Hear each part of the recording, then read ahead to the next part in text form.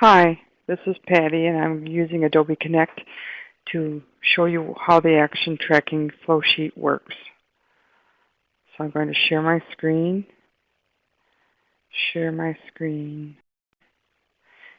and use desktop. Then I'm going to come down here and pick my file from down below to bring that up. So this is the Program Process Team Action Tracking document. And how this came about was that the faculty wanted to be able to track the actions and things that the team was working on, and be able to keep track of what was happening and what needed to be done. So that's how it got started. How this is set up is that we have the responsible party, which is like the two leads of the different teams, the team name, and then this is called Program Process Team Information Flow. This whole first part of the document is just a top to bottom what happened during the year. So this is going to get bigger and bigger and just show a running track of what's been going on in each of the teams on our PPT. The key is O for ongoing. Those are activities that continue all the time.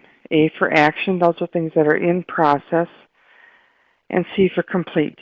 So that each one of these items that's happening each month is being tracked that way. The sections here are for additional information which will help us see the bigger picture and help accreditors to be able to see that we are planning and implementing accreditation standards and criteria as we go. So in addition to that, we added some extra categories: the Wisconsin Technical College System Program Outcomes, Western Technical College Key Results, which are increased enrollment, course completion, increased satisfaction, and reduced cost. The ACEN standards and criteria, which are all listed here. And evidence was suggested by Barb to show that what caused us to make the change and what evidence do we have to show that it either worked or didn't work. So these sections are set up by team. So this starts in September, ends in April.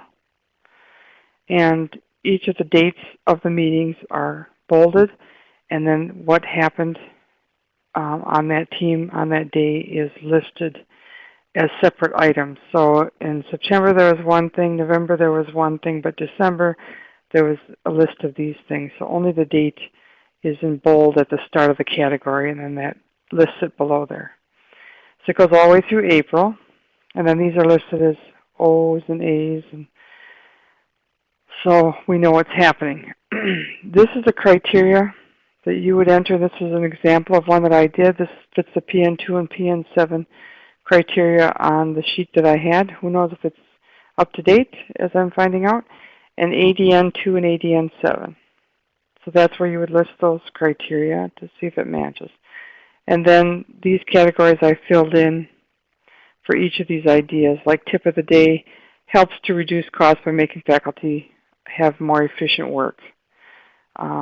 This one, computer testing, resolving, looking into home proctoring would help course completion for students, increase their satisfaction, and reduce cost overall for the student and the college. So each of these categories are a team, and you'll see each team there as I go down. There's all the teams. And then the program process team is last because they're kind of all the other things that don't fit into the regular teams that are brought to the meetings. And all what's happening with them, and you can see that they're all coded. Now the next portion of the sheet is the actions in progress. So there's some redundancy here, but we wanted to keep the sheet where you could see what happened first, second, and third with each of these activities and how things are connected, so you're not tracking back and forth between meeting minutes to try to find things. So the home proctoring ideas, I've highlighted in red the areas that need to be done, so that will cue people to be watching for those things, and I can also copy and paste those to emails to the teams to kind of remind people. And updating the proctor form, that's all the things that they'll be working on in each team. It's the same way in this action section. Okay. In the last section, the actions completed, it's the same situation. Each team is listed and whatever they've completed for the year. Many things are ongoing, and that's why there's less in the actions completed. But there'll be more and more as things from the yellow section get added next year. And so here's an example of something that happened in the program process team. Unprepared or underprepared clinical student started on September 24th last year, and Barb discussed the legality issues with those type of students.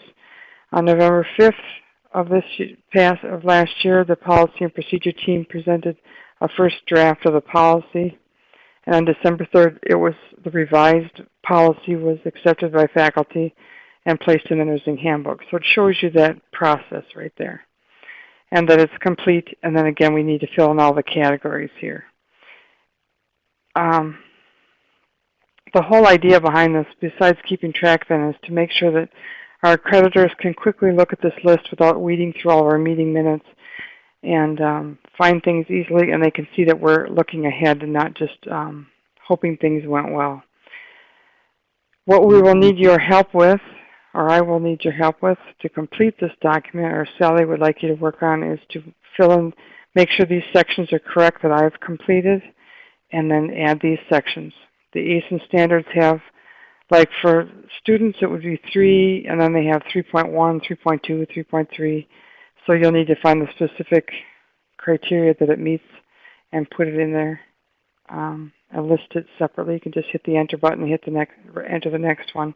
And the evidence section will be need to be found as you look through meeting minutes, but you'll be able to find it by the dates here of what started it, and maybe look into what we need to look at after that. So that's all works, and I'm using this Adobe Connect to record this, so I'm hoping I can get this to download for you, and I'll be talking to you later.